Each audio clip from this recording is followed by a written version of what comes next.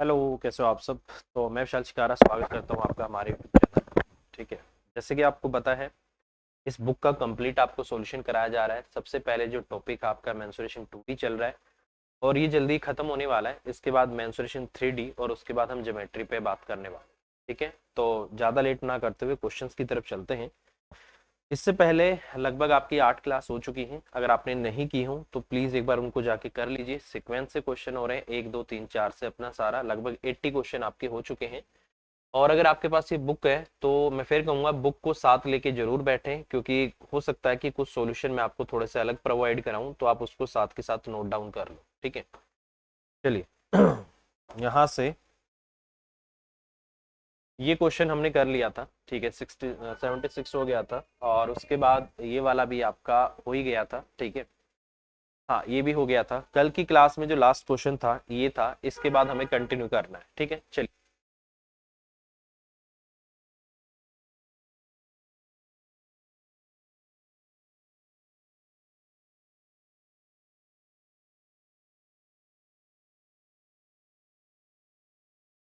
ठीक है, तो नेक्स्ट क्वेश्चन पे चलते हैं भाई। और नेक्स्ट क्वेश्चन है ये वाला, एमटीएस का क्वेश्चन है। बोला है कि the diagonal of a square is equal to the side of an equilateral triangle if the area of the square is 18√3 square centimetre. What is the area of the equilateral triangle. ठीक है, देखिए सबसे पहले क्या बोला इसने, equilateral triangle और आपका डायगोनल, सॉरी स्क्वायर बोला हुआ है। ठीक है, सपोज करो ये आपका क्या है, एक स्क्वायर है और ये आपका क्या है, इक्विलेटरल ट्रायंगल है। ठीक है, यही बोला है। बोला है diagonal of a square is equal to the side of the आपका क्वाड्रिलेटरल इक्विलेटरल ट्रायंगल। ठीक है, आपको पता होगा कि अगर मैं किसी ट्रायंगल की बात करता हूं, ठीक है, diagonal of a square is equal to the side of an equilateral triangle. ठीक है, मान लो भाई ये आपका एक्स है, ये आपका एक्स है, ये आपका एक्स है, तो आपको पता है जो डायगोनल होता है स्क्वायर का वो किसके बराबर होता है, √2x के बराबर होता है। ठीक है, यही होता है आपका। ठीक है, और इसके अलावा इसकी साइड क्या है, मान लो कि आपका क्या है, ए। ठीक है, तो क्वेश्चन में बोला गया है कि जो आपका √2x है ना, वो बेसिकली आपका किसके बराबर है, ए के बराबर है। ठीक है, ये हो जाएगा आपका। ठीक है, अब इसने बोला है area of the square is equal to आपका 18√3। तो आपको पता है किसी भी स्क्वायर का एरिया क्या होगा, आपका एक्स का स्क्वायर, और एक्स का स्क्वायर आपका किसके बराबर है, 18√3 के बराबर है। ठीक है, और मुझे क्या चाहिए, इस ट्रेंगल का एरिया चाहिए। आपको पता है किसी इक्विलेटरल ट्रेंगल का एरिया क्या होता है, √3/4 और इंटू में उसकी जो साइड होती है उसका स्क्वायर होता है। ठीक है, यही होता है √3/4 इंटू ए का स्क्वायर। तो कैसे भी करके अगर मुझे ए के स्क्वायर की वैल्यू पता लग जाए तो मैं डायरेक्ट यहाँ पर पुट कर सकता हूँ, मुझे ज्यादा कुछ करने की जरूरत नहीं पड़ेगी। तो मैं यहाँ से निकाल लेता हूँ। ठीक है, जैसे मेरे लिए एक्स का स्क्वायर ये हो गया। अगर मैं यहाँ से बात करूँ तो एक्स की वैल्यू मेरे लिए यहाँ से क्या आ रही है, 8/√2 आ रही है। ठीक है, तो एक्स के स्क्वायर की जो वैल्यू है वो बेसिकली आपका कितना हो गया, ए का स्क्वायर और बाय में आपका क्या हो जाएगी, 2 हो जाएगी। ठीक है, तो अगर मैं ए के स्क्वायर की बात करता हूं तो वो बेसिकली किसके बराबर आ गई, 2x स्क्वायर के बराबर आ गई, और आपको एक्स का स्क्वायर ये दे रखा है। ठीक है, तो अगर मैं यहां से बात करूं तो ए का स्क्वायर कितना आ जाएगा आपका, 2 इंटू में आपका 18√3, ये आपका आ जाएगा। ठीक है भाई, तो मेरे पास ये आ गया। अब मैं डायरेक्ट यहाँ पर वैल्यू पुट करता हूँ और क्वेश्चन का आंसर आ जाएगा। तो मेरे इक्विलेटरल ट्रायंगल का एरिया होगा √3/4 और इंटू में आपका 2 और इंटू में आपका 18√3, ये आ जाएगा। ठीक है, यहां से अगर मैं इसको करता हूं, ये 2 पे जाएगा, ये आपका 9 पे जाएगा, और 9 इंटू आपका 3 कितना हो जाएगा, 27। तो इसका मतलब इस इक्विलेटरल ट्रायंगल का जो एरिया होगा वो 27 सेंटीमीटर स्क्वायर आपका आ जाएगा। ठीक है, बहुत सिंपल है। इसका डायगोनल जो है इसकी साइड के बराबर है, तो मैंने क्या कर दिया, बस इसका डायगोनल निकाल लिया। ठीक है, और मुझे देखो यहाँ पर आप ऐसे मत करना कि एक्स का अंडर रूट करने लग जाओ, पता लगा आपने एक्स को फिर अंडर रूट कर दिया, √18, अंडर रूट 18 आपका, फिर उसमें भी √3 आ गया, वो बहुत बड़ा हो जाएगा। आपको जरूरत है ए के स्क्वायर की, तो आप फोकस करो कि कैसे भी करके मुझे ए का स्क्वायर पता लग जाए। तो ये काम करने से आपको ए का स्क्वायर डायरेक्ट आ जाएगा। ठीक है, बस ये देख लो कि ए की जो वैल्यू है वो बेसिकली किसके बराबर होने वाली है, तो वहां से आपका क्वेश्चन हो सकता है। यहाँ से ए का स्क्वायर आपका इतना हो सकता है, ए का स्क्वायर 2x के स्क्वायर के बराबर होगा। यहाँ से एक्स का स्क्वायर है ही, उसका डबल कर दो, इक्विलेटरल ट्रायंगल की साइड आ गई, साइड का स्क्वायर आ गया, डायरेक्ट पुट कर दो, आंसर आ जाएगा। ठीक है, चलिए नेक्स्ट क्वेश्चन। नेक्स्ट क्वेश्चन है, what is the ratio of, किसी वर्ग के अंदर जो आपका सर्कल है उसका और जो उसके बाहर सर्कल है उसकी रेडियस का रेशियो आपसे पूछा है। मैं आपको बार बार बोलता हूं और ये बार बार ये क्वेश्चन आता भी है और एमटीएस में भी आया है, और वैसे भी नॉर्मली आपको पता होना चाहिए कि आपके पास मान लो कि दो स्क्वायर है। ठीक है, अगर आपके पास दो स्क्वायर है मेरे भाई, अगर स्क्वायर के अंदर क्या होता है, सर्कल, ये आपका क्या है, ये वाला है, मान लो आपका ए है, ये आपका बी है, ये आपका सी है और ये आपका क्या है, डी। ठीक है, अगर मैं मान लूं इसकी साइड क्या है, आपकी ए है, तो याद रखना इसके अंदर वाला जो सर्कल है, इसका जो डायमीटर होता है वो इसकी साइड के बराबर होता है, और इसकी जो रेडियस होती है वो स्क्वायर की साइड का आधा होती है। ये आपको पता होना चाहिए। ठीक है, इसके बाद आप ध्यान से देखना, अगर इसके बाहर से मान लो कोई सर्कल पास करता है तो वो इन वर्टेक्स से पास करेगा। ठीक है, मान लो ये आपका ए है, ये आपका बी है, ये आपका सी है और ये आपका क्या है, डी है। स्क्वायर की साइड अब भी आपकी क्या है, ए है, ए है, ए है। तो आपको साफ साफ दिख रहा होगा कि इस वाले स्क्वायर का जो डायगोनल होगा वो उस सर्कल का क्या बनेगा, डायमीटर बनेगा। ठीक है, अब मैं अगर इसके डायगोनल की बात करता हूं तो आपको पता है यहाँ पर 90 डिग्री होगा, ये आपका √2a हो जाएगा, और √2a का जो हाफ करोगे तो √2a का रेडियस के बारे में, तो √2a बाय आपका कितना हो जाएगा, 2 हो जाएगा। तो इसने बोला है इन रेडियस और सरकम रेडियस, ये आपकी इन रेडियस है और ये आपकी क्या है, सरकम रेडियस है। इन रेडियस तो आ जाएगी आपकी a/2 और सरकम रेडियस आ जाएगी आपकी यहाँ से √2a और उसका भी बाय में क्या है, 2 है। ठीक है, 2 से आपका 2 जाएगा, a से आपका a कटेगा, तो 1:2 आपका क्या आ जाएगा, इनकी रेडियस का रेशो आ जाएगा। ठीक है, और वैसे भी अंदर वाली रेडियस से बाहर वाली रेडियस बड़ी होगी और √2 की वैल्यू आपकी इससे बड़ी होती है। तो इन्होंने भी क्वेश्चन का जो आंसर दिया हुआ है, डी क्वेश्चन का आंसर है 1:2, तो यही आपका आ जाएगा। ठीक है भाई, चलिए नेक्स्ट क्वेश्चन। देखो भाई, अगर आपको कुछ भी समझ में नहीं आए ना, ये सीरीज तो देखो कंटिन्यू चलेगी, ये बुक पूरी सोल्व होगी, टाइम लग जाएगा बट इसको करेंगे कंप्लीट। ठीक है, क्योंकि लगभग 7,500 क्वेश्चन है, 7,500 क्वेश्चन कम नहीं होते। ठीक है, तो करेंगे इसको कंप्लीट अपना। और नेक्स्ट क्वेश्चन है, बोला गया है कि diagonal of a square is 14 centimetre. देखो कभी भी अगर आप इनको करो ना, आप इनका डायग्राम बनाते हुए चलो।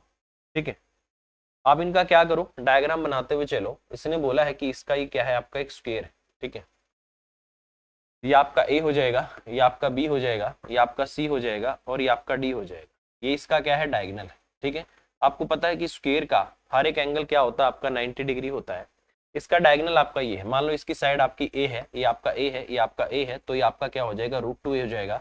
और √2a की वैल्यू क्वेश्चन में आपको कितनी दे रखी है, 14 दे रखी है। ठीक है, ये कह रहा है कि उस वर्ग के विकर्ण की लंबाई क्या होगी जिसका क्षेत्रफल पहले वर्ग के क्षेत्रफल का 2 गुना है। ठीक है, तो इसका एरिया कितना आ जाएगा भाई, इसका एरिया होगा ए का स्क्वायर। ठीक है, तो मुझे ए का स्क्वायर निकालना होगा, दोनों तरफ स्क्वायर कर दो तो ये बन जाएगा आपका 2a का स्क्वायर और बराबर आपका 196 आ जाएगा।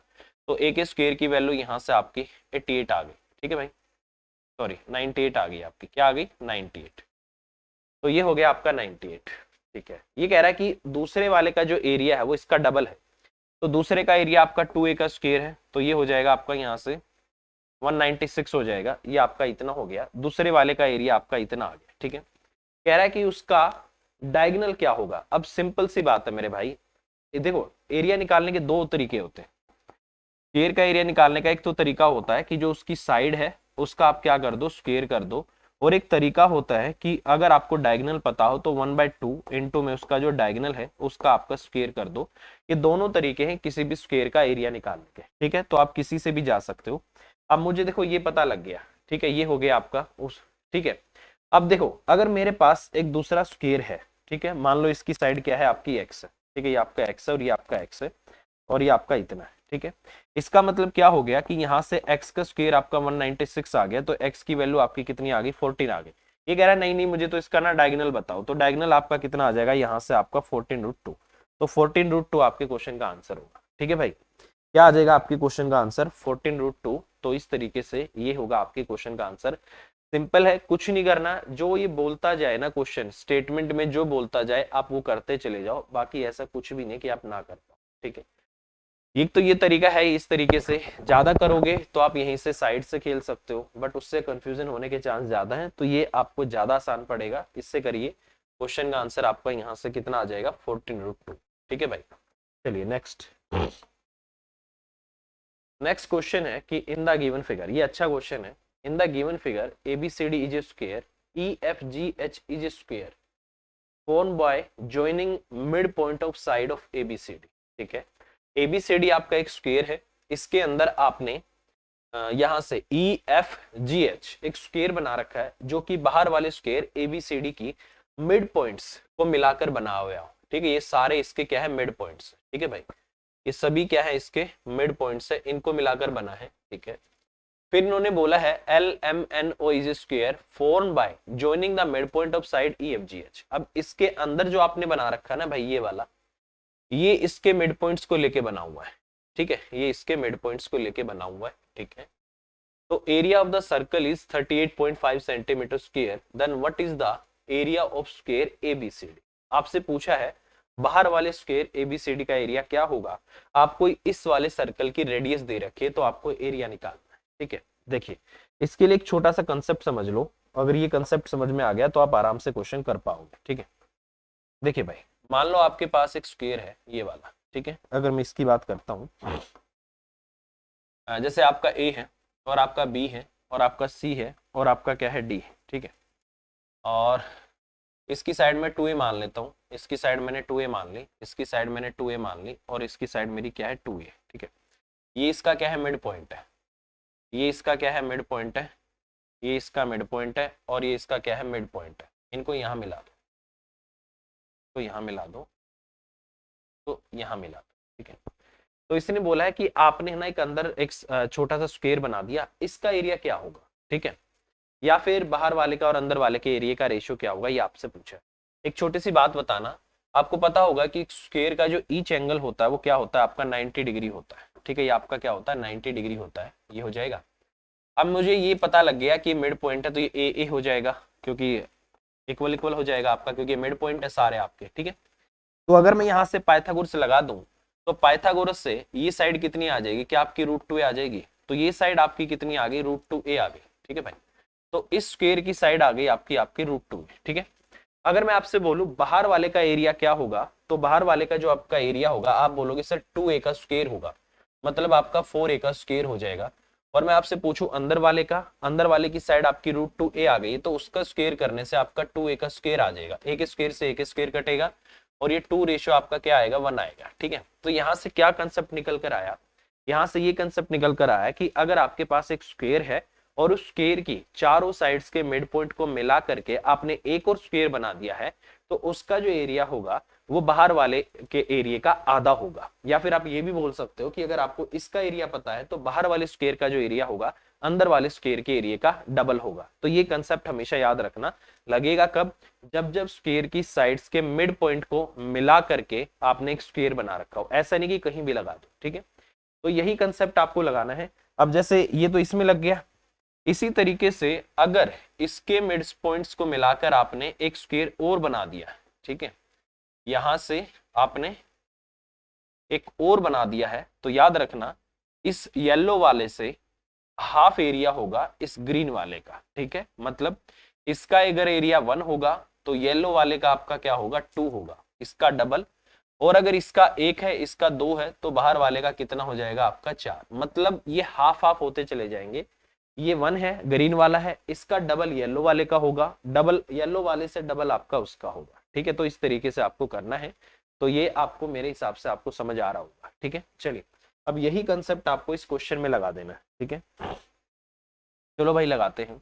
इसने बोला है अंदर वाला जो सर्कल है उसकी जो रेडियस है वो आपको एरिया दे रखा आपको इतना। ठीक है, तो एरिया क्या होता है आपका πr²। ठीक है, और बराबर में आपको कितना दे रखा है 385, और अपन में आपको 10 दे रखा है एक तरीके से। ठीक है, ये 11 से कट जाएगा आपका यहाँ से, ये आपका इतना कट गया। ठीक है, ये आपका इतना कट गया यहाँ से, तो आर का स्क्वायर आपका कितना आ गया 49 अपॉन आपका एक तरीके से आप डायरेक्ट भी लिख सकते हो 4 आ गया, तो आर की वैल्यू आपकी 7 अपॉन में क्या आ रही है 2 आ रही है। ठीक है, अब देखो यहाँ से अब एक इससे पहले एक छोटा सा क्वेश्चन आया था, उसमें क्या था कि अगर एक स्क्वायर के अंदर सर्कल होता है तो उस सर्कल की जो रेडियस होती है स्क्वायर की साइड का हाफ होती है। ठीक है, यही कंसेप्ट आया था पिछले क्वेश्चन में। अब देखो आपने क्या कर लिया, इसकी रेडियस निकाल ली, तो इसका जो डायमीटर होगा पूरा क्या हो जाएगा 7 हो जाएगा। अब इसका जो डायमीटर होगा वो इस स्क्वायर की क्या हो जाएगी, साइड हो जाएगी। ठीक है, तो अंदर वाले स्क्वायर का एरिया निकालना मेरे लिए आसान हो गया। अंदर वाले स्क्वायर का जो एरिया है वो 7 का स्क्वायर हो गया, जो कि आपका 49 हो गया। ठीक है भाई, तो ये एरिया किसका आया है, ये एरिया आया है आपका LMNO का। ठीक है। अगर मैं इसका डबल कर दूं तो मैं किस पे पहुंच जाऊंगा, EFGH पे, ठीक है। अगर मैं उसका भी डबल कर दूं मैं पहुंच जाऊंगा ABCD पे। बस यही काम आपको करना है, ठीक है। वही आपका हाफ हाफ होता चला जाएगा, ये इसका डबल होगा, ये आपका 98 हो जाएगा, ये इसका डबल होगा, आपका 196 हो जाएगा। तो इसका मतलब स्क्वायर ABCD का जो एरिया होने वाला है वो आपका 196 होने वाला, ठीक है। तो इस तरीके से ये डबल डबल वाला कंसेप्ट आपको लगाना है और आपका आंसर आ जाएगा। और यही सिंपल और सबसे छोटा तरीका इस क्वेश्चन को करने का, ठीक है। बस ये कंसेप्ट याद रखना, साइड्स के मिड पॉइंट को मिला करके अगर उसके अंदर स्क्वायर के अंदर स्क्वायर बनते जा रहे हो तो एरिया जो है हाफ होता चला जाएगा आपका, ठीक है भाई। चलिए नेक्स्ट क्वेश्चन।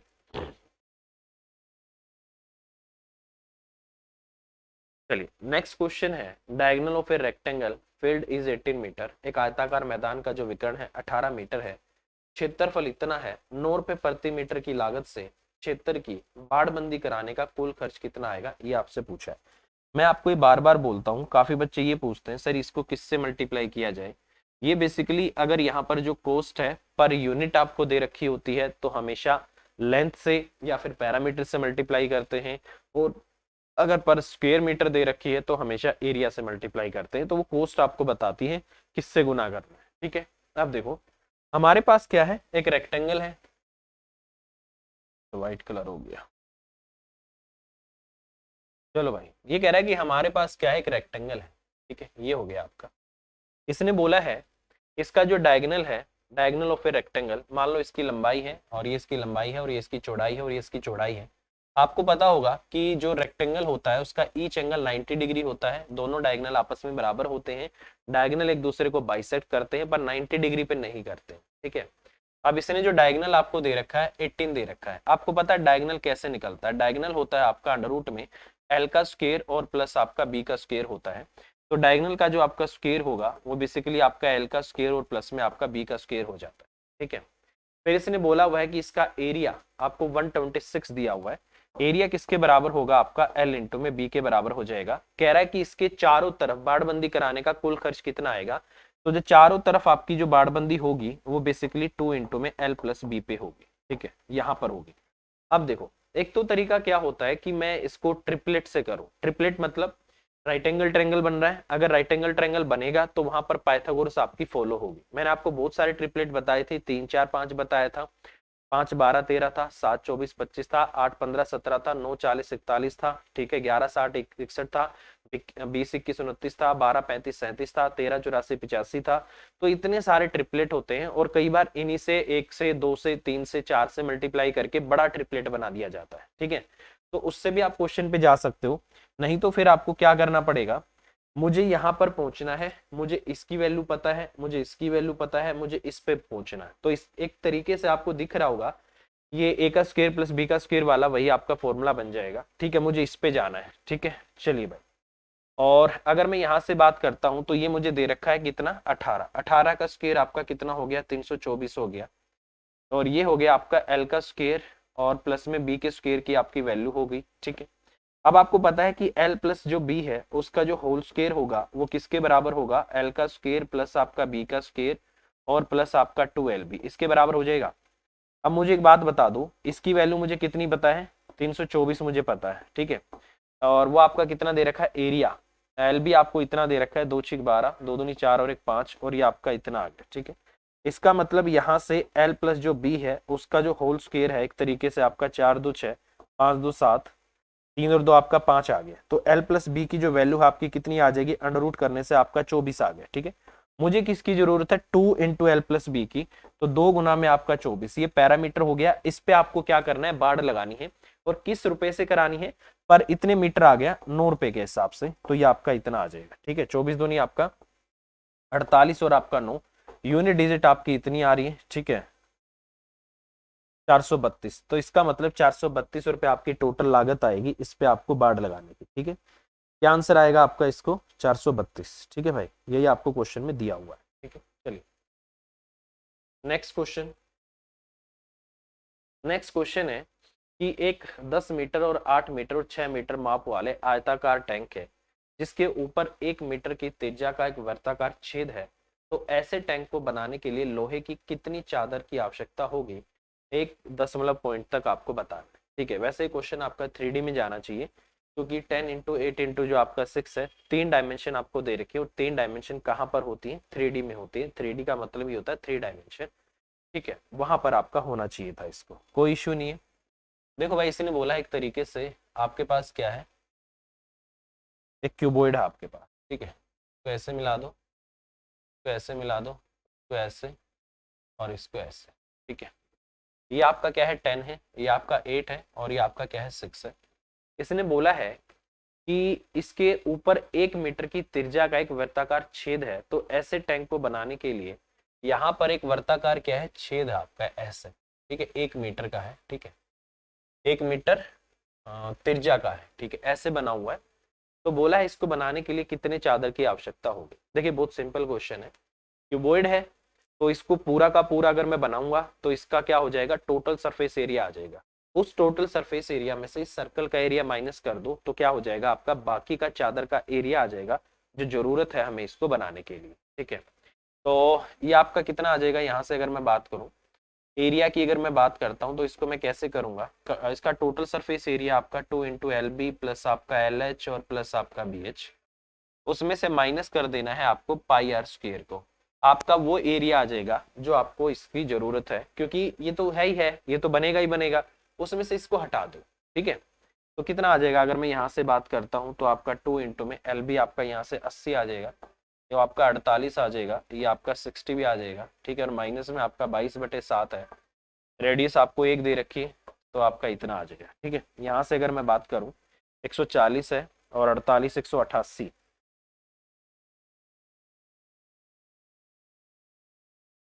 ठीक है भाई, 188 आ रहा है, 376, और 376 में से अगर मैं इसकी माइनस करता हूँ तो 7 ही आपका 21 हो जाएगा। ठीक है, एक बच गया, 7 एकम 7 भी हो जाएगा। ठीक है, कुछ इसी तरीके से आपका जाएगा भाई, फिर 7 चौक आपका 28 भी हो जाएगा। तो 376 में से अगर 3 जाता है तो 373 है, 373 में से 0.4 और 0.14 और माइनस कर दो, तो 372 पॉइंट आपका समथिंग आना चाहिए, और इसी को हम ये बोल सकते हैं भाई। ठीक है, तो क्वेश्चन का आंसर आपका कितना आएगा, 372 पॉइंट आपका 9। वैसे तो आपका 86 आएगा, उस 86 को ही आपको 9 करना होगा। ठीक है, तो यही इन्होंने क्वेश्चन का आंसर दिया हुआ है सी, तो सी ही आपके क्वेश्चन का आंसर आ जाएगा। ठीक है भाई, ये 3D में जाना चाहिए था, ये आपको पता ही होता है कि क्यूबॉइड का जो आपका टोटल सरफेस एरिया क्या होता है, वो सारी चीजें पता ही होती है। ठीक है, चलिए नेक्स्ट। नेक्स्ट क्वेश्चन है, यदि किसी आयत का जो परिमाप है वो इतना दे रखा है, इसका क्षेत्रफल इतना दिया हुआ है, तो इसकी छोटी भुजा की लंबाई कितनी होगी, ये आपसे पूछा है। देखिए, मैं आपको बार बार एक बात बोलता हूँ दोस्त, अगर ट्रिपलेट से बात बन जाए तो बेस्ट है, नहीं तो फिर आपको बाद में अलजेब्रा पे जाना चाहिए। ठीक है, जैसे इसकी अगर मैं बात करूँ, ये ए है, ये आपका बी है, ये आपका सी है, और ये आपका क्या है, डी है। राइट एंगल ट्रायंगल है, पेरीमीटर आपको पता ही है, लंबाई है आपकी, चौड़ाई है, और आपकी चौड़ाई है। तो जो परिमाप होता है वो किसके बराबर होता है, आपका 2 में L+B के बराबर होता है। ठीक है, इसका एरिया क्या होगा, एरिया आपको पता है किसके बराबर होता है, L×B के बराबर होता है, जो कि आपको 150 दिया हुआ है। ठीक है, इसकी वैल्यू क्वेश्चन में आपको 50 दे रखी है, तो इसका मतलब L+B आपका कितना आना चाहिए, 25 आना चाहिए। या तो आप एक काम करो दोस्त, इसने पूछा है छोटी भुजा की, या तो एक काम करो अलजेब्रा लगाओ। अलजेब्रा नहीं लगाना चाहते तो एक काम कर सकते हैं, हम इसको तोड़ सकते हैं। हम इसको ऐसे तोड़ते हैं L और B में कि मल्टीप्लाई करने से तो 150 आ जाए, और प्लस माइनस करने से 25 आ जाए। आपको पता है अगर बाद में 0 लेकर आनी है तो इसका मतलब 10 तो लाना ही लाना पड़ेगा, क्योंकि किसी वैल्यू से अगर आपको 10 मल्टीप्लाई करोगे तभी 0 आएगी। इसका मतलब क्या है कि ये यहाँ पर आपका कितना है, 15, और इंटू आपका क्या है, 10 है। मैंने देखा जोड़ने से भी आपका उतना ही आ रहा है, 25 ही आ रहा है। तो इसका मतलब क्या है कि इसकी लंबाई 15 है और इसकी चौड़ाई क्या है, आपकी 10 है। तो ये आपके क्वेश्चन का आंसर हो जाएगा। इसने बोला है छोटी भुजा की लंबाई 10, तो ये होगा आपके क्वेश्चन का आंसर। अगर आप ऐसे नहीं करोगे तो फिर थोड़ा सा बड़ा जाना पड़ेगा। फिर आपको पता है आपके पास L+B की वैल्यू 25 है, LB की वैल्यू आपके पास 150 है। फिर मैं आपको एक फॉर्मूला बता देता हूँ, वो फॉर्मूला आपका काम करेगा। बाकी पेपर में मैं नहीं प्रेफर करता कि आप इसको फॉलो करो। आपको पता होगा एक फॉर्मूला होता है कि A+B उसका जो आपका होल स्क्वायर होता है, ठीक है, माइनस A-B इसका जो आपका होल स्क्वायर होता है, ये आपका 4AB के बराबर होता है। ठीक है, ये वही वाला फॉर्मूला हो जाएगा कि L+B उसका आपका जो होल स्क्वायर होगा ठीक है, वो किसके बराबर हो जाता है, यहाँ से आपका 4ab और प्लस में आपका a माइनस बी और इसका आपका होल स्क्वायर हो जाता है। ठीक है, और इसी को अगर मैं निकालना चाहता हूँ यहाँ से l माइनस बी, उसका अगर मैं होल स्क्वायर करूँ, ये इस तरफ चला जाएगा, ये इस तरफ आ जाएगा, तो वो बन जाता है आपका l प्लस बी, उसका आपका होल स्क्वायर और माइनस आपका 4lb। ठीक है भाई, तो यहाँ भी आप एल बी ही कर लो। ठीक है, ए बी में नहीं, एल बी में ही चलो। ये आपका इतना हो गया था, तो ये हो जाएगा आपका यहाँ से 4lb और प्लस में आपका यहाँ से l माइनस बी और उसका आपका होल स्क्वायर। तो ये फॉर्मूले आपको यूज करने पड़ेंगे उसमें, क्योंकि मुझे l प्लस बी की तो वैल्यू पता है, मुझे l माइनस बी की वैल्यू निकालनी पड़ेगी। l प्लस बी आ गया, l माइनस बी आ गया, अगर उसको जोड़ देता हूँ तो l की वैल्यू आ जाएगी, बाकी फिर आपका b है ही। तो उस तरीके से इस फॉर्मूले से आपको जाना पड़ेगा, जो कि हम प्रेफर नहीं करेंगे। ऐसे क्वेश्चन में आपको ऐसे ही ब्रेक करना है कि मल्टीप्लाई करने से 150 आ जाए और प्लस माइनस करने से आपका इतना आ जाए। ठीक है भाई, तो इस तरीके से इस पे चलना है। ठीक है, चलिए भाई नेक्स्ट क्वेश्चन। नहीं तो अलजेब्रा की हेल्प लोगे तो हो ही जाएगा भाई अलजेब्रा से तो, बट इतना टाइम पेपर में आपका नहीं होगा कि आप अलजेब्रा से इसको करो। ठीक है, चलिए भाई इस क्वेश्चन को एक बार देखिए, ट्राई करिए।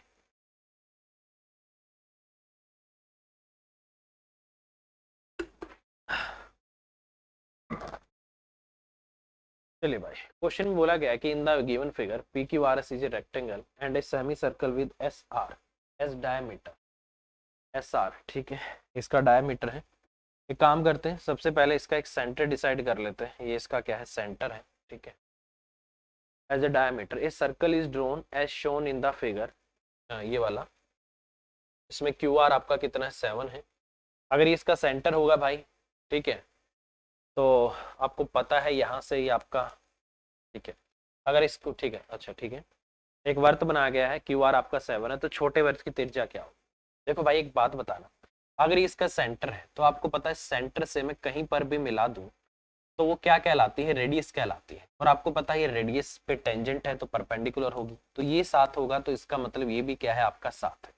ठीक है, वो परपेंडिकुलर है तो इसका मतलब ये भी बिल्कुल आपका सीधा 90 होगा। और आपको पता ही है कि रेक्टेंगल का जो ईच एंगल होता है वो क्या होता है, आपका 90 डिग्री होता है। ठीक है, ये 7 है तो इसका मतलब ये भी आपका 7 है, ये भी आपका 7 है और वो भी आपका 7। तो मेरे पास पी क्यू आर एस है ना, तो मैं इसको टी नाम दे देता हूँ और इसको यू नाम दे देता हूँ।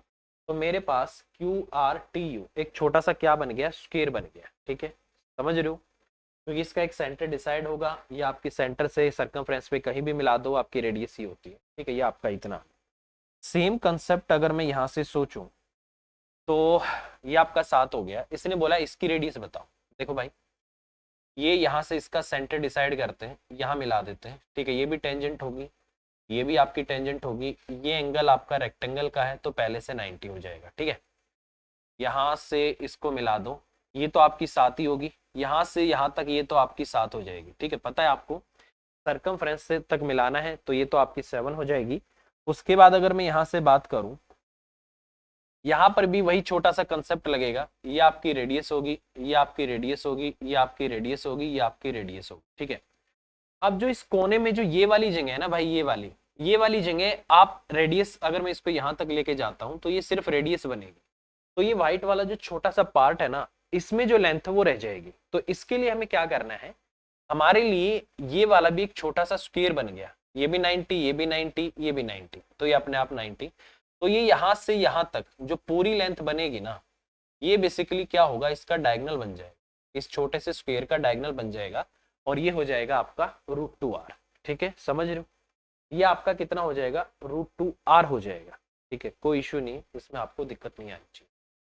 तो मुझे छोटी सी बात बताओ, इस बड़े वाले स्क्वायर का, इसमें आर यू और आर क्यू का, ये क्या बनेगा, डायगोनल बनेगा। अगर ये डायगोनल बनेगा तो ये आपका कितना हो जाएगा, 7√2 हो जाएगा, जो कि किसके बराबर होगा, आपका 7 प्लस √2r। ठीक है, 7 और प्लस में कितना हो जाएगा, आपका √2r हो जाएगा। ठीक है, ये हो जाएगा आपका। 7 को इस तरफ ले आता हूँ और 7 को कॉमन ले लेता हूँ, √2 - 1 और बराबर आपका कितना आ जाता है, यहाँ से ये आ जाएगा आपका √2r। ठीक है, ये हो जाएगा आपका 7 √2, आपका 7√2 हो गया और ये आपका 7 हो गया। सॉरी, एक आर तो रह गया आपका, ये तो इतना रह गया ना, एक आर रह गया आपका, रुको एक बार। ठीक है, क्योंकि ये आर तो रह गया, ये वाला ये भी तो है अपना। ठीक है, तो ये हो जाएगा आपका 7 प्लस में आर और प्लस आपका √2r और बराबर होगा आपका 7√2, ये बनेगा आपका, ठीक है, क्योंकि ये r ये वाला रह गया ना, ये √2r तो सिर्फ इतना था, ये भी तो r है आपका, ये रह गया आपका, ठीक है।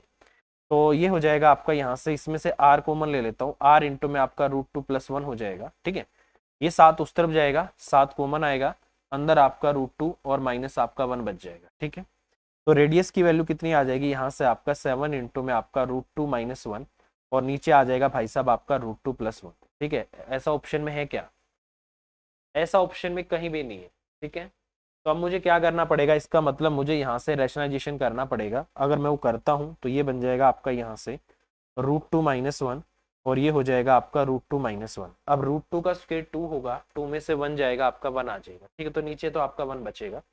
अब यहाँ बन जाएगा √2 का होल स्क्वायर, तो √2 का होल स्क्वायर अगर मैं यहाँ से करता हूँ तो ये बनेगा आपका 7 इंटू में वो आपका 2 हो जाएगा, प्लस आपका 1 हो जाएगा, माइनस आपका 2√2 हो जाएगा, ठीक है। और नीचे आपका कितना आ गया, 1 आ गया, ये 3 है, मल्टीप्लाई कर दो, 7 आपका 21 होगा, माइनस आपका 14√2 हो जाएगा। तो इसका मतलब इसकी जो आपकी रेडियस बनेगी वो आपकी 21 माइनस आपका 14√2 ये आनी चाहिए। तो ये आपके क्वेश्चन का आंसर होगा, और इन्होंने भी क्वेश्चन का आंसर क्या दिया हुआ है, बी ही दिया हुआ है भाई। तो ये होगा आपके क्वेश्चन का आंसर, ठीक है। ये कंसेप्ट आपको समझना है, बहुत सिंपल है। ये वाला आपका √2r हो गया, ये वाला भी लेना पड़ेगा, ये आपका r है, और यहाँ से यहाँ तक आपका कितना है, 7 है, 7 + r प्लस आपका √2r इस स्क्वायर के डायगोनल के बराबर होगा। स्क्वायर की साइड 7 है तो उसका डायगोनल आपका 7√2 हो जाएगा। बस यहाँ से कर लो, r वालों को एक तरफ कर लो, बाकी को एक तरफ कर लो और सोल्व कर दो, क्वेश्चन का आंसर आ जाए, ठीक है भाई। चलिए अभी इस क्लास के लिए इतना ही रखते हैं भाई, और अगली क्लास में फिर मिलेंगे एक अच्छे क्वेश्चन के साथ, ठीक है। चलिए भाई, देखो भाई इसके अलावा क्वेश्चन काफी अच्छे अच्छे हैं, इसमें सिलेक्टेड क्वेश्चन है, ये भी काफी अच्छा क्वेश्चन है, ठीक है। तो ये सारे हम करेंगे, तो आपसे रिक्वेस्ट है कि क्लास आपकी डेली होती है और इस क्वेश्चन को आप ट्राई करिए, नेक्स्ट क्लास में मैं इसको कराऊंगा, इसका आंसर आपको बताना है, ठीक है। तो ये आपके इसमें लगभग 130 क्वेश्चन है, तो आपके 90 हो गए हैं, अराउंड 40 बचे हुए हैं। इसको जल्दी से कंप्लीट करके मेंसुरेशन 3D स्टार्ट करेंगे, ठीक है। और यार अगर आपको वीडियो हेल्पफुल लगती है, आपको लगता है कि आपकी हेल्प हो रही है, तो नीचे कमेंट कर दिया करो, बता दिया करो, नेक्स्ट जो टॉपिक करना है वो बता दिया करो, ठीक है। अभी के लिए इतना ही, प्लीज वीडियो को लाइक कर दीजिएगा, और bye bye, take care, thank you very much, take care.